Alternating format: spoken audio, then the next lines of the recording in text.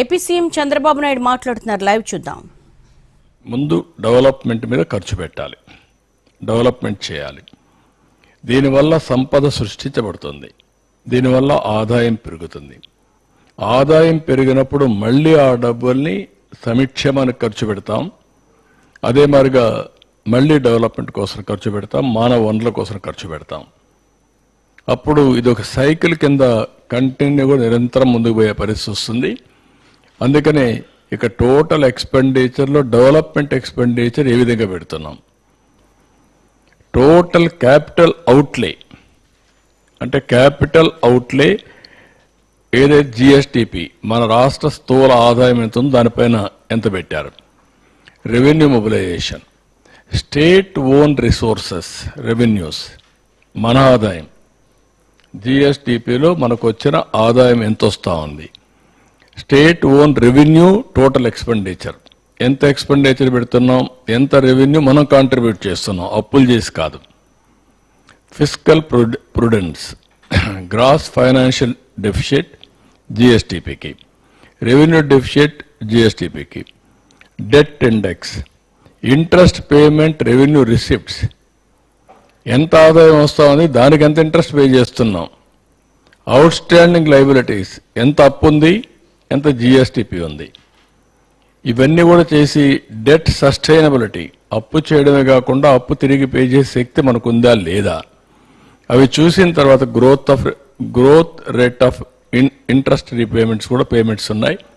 ఇవన్నీ పెట్టుకొని చేశారు. ఇది GSTP at current prices for the year 2022-23 తయారు చేసిన రిపోర్ట్. నెక్స్ట్, ఇది వీళ్ళు ఇచ్చిన రిపోర్ట్. ఈ రిపోర్ట్లో మీరు చూస్తే ఫిజికల్ హెల్త్ ఇండెక్స్ ఒరిస్సా 67.8 ఉంటే మనం 20.9, 3 రెట్లు మనకంటే 3.5 రెట్లు ఉన్నారు, పైనున్నారు. Then Chhattisgarh, then Goa, Jharkhand, Gujarat, Maharashtra, Uttar Pradesh, Telangana, Madhya Pradesh, Karnataka, Tamil Nadu, Rajasthan, Bihar, Haryana, Kerala, West Bengal, Andhra Pradesh. మన కింద ఒక్క పంజాబే ఉంది. బీమార్ స్టేట్ అని చెప్పుకున్నాడు మన ఉంటారు బీహార్ని, ఆ స్టేట్ కూడా పైన ఉంది. ఇప్పుడు మనం కిందకు వచ్చేసాం. అంటే ఇప్పుడు ఇక్కడ చూస్తే డెట్ సస్టైనబిలిటీ 0, అప్పు తీసుకొని రీపే చేసే శక్తి లేదు. అందుకే ఎవరన్నా డబ్బులు ఇవ్వాలని ఇచ్చే పరిస్థితులు లేరు మనకు. అందుకే ఎఫ్ఆర్బిఎం కూడా లేదు. అంటే ఇంత దారుణంగా చేసి మళ్ళా ఫర్దర్గా ఇది 2022-23 అయితే మళ్ళా అప్పులు చేసేశారు. అందుకే ఎంఆర్ఓ ఆఫీసులు కూడా తాకట్టు పెట్టారు. ఎంఆర్ఓ ఆఫీసులు లేదంటే గవర్నమెంట్వి లిక్కర్ తాకట్టు పెట్టడం, ఎక్కడ దొరికితే అక్కడ తాకట్లు పెట్టి ఇష్టానుసారంగా చేసేశారు. ఇది క్లియర్గా నేను చెప్పింది కాదు, ఇది నీతి ఆయోగ్ చేసిన ఎక్సర్సైజ్, ఒక రాష్ట్రాని కోసం చేసిన పని కాదు.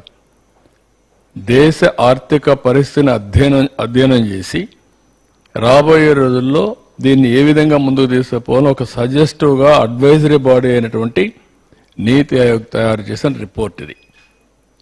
నెక్స్ట్ ఇక్కడ మీరు చూస్తే 18 రాష్ట్రాల్లో 17 రాష్ట్రం మంది బాటం అన్నింటికంటే కిందన ఉన్నాం. ఫిస్కల్ డెఫిషిట్స్ చాలా ఎక్కువగా ఉన్నాయి. డెవలప్మెంట్ ఎక్స్పెండిచర్ 10% కూడా క్యాపిటల్ ఎక్స్పెండిచర్లో పెట్టలేదు. ఇది సినారియో. Then next,